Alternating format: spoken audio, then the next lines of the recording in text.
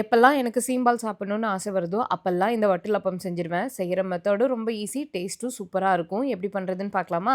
அதுக்கு தேவையான பொருட்கள் எல்லாம் எடுத்து வச்சிருக்கேன். பாதாம், முந்திரி நான் 1/2 மணி நேரத்துக்கு முன்னாடி சுடுதண்ணீல போட்டு ஊற வச்சுட்டேன். இத தனியா நீங்க அரைச்சு பேஸ்ட் மாதிரி ஆட் பண்ணிக்கோங்க.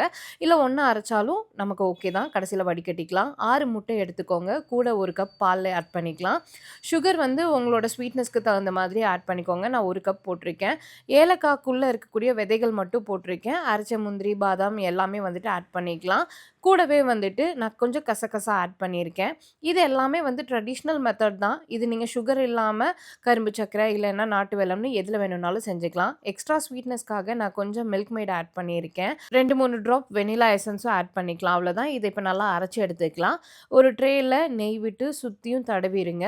இப்போ நம்ம இந்த மிக்ஸ் பண்ணி வச்சிருக்கக்கூடிய பேட்டர அதுல ஸ்டெயின் பண்ணி, அதாவது வடிகட்டி ஊத்தி, நல்லா காத்து போகாத அளவுக்கு, தண்ணி போகாத அளவுக்கு ஒரு சில்வர் ஃபாயில் ஷீட் வச்சு சுத்தி கவர் பண்ணி 1/2 அன் ஹவர் ஸ்டீம் பண்ணி எடுங்க. அப்போ சூப்பரான வட்டலப்பம் ரெடி ஆயிடும். இது ரொம்ப சாஃப்ட்டா இருக்கும். அதே மாதிரி டேஸ்ட் ரொம்ப ரொம்ப நல்லாருக்கும். குழந்தைங்க ரொம்ப விரும்பி சாப்பிடுவாங்க.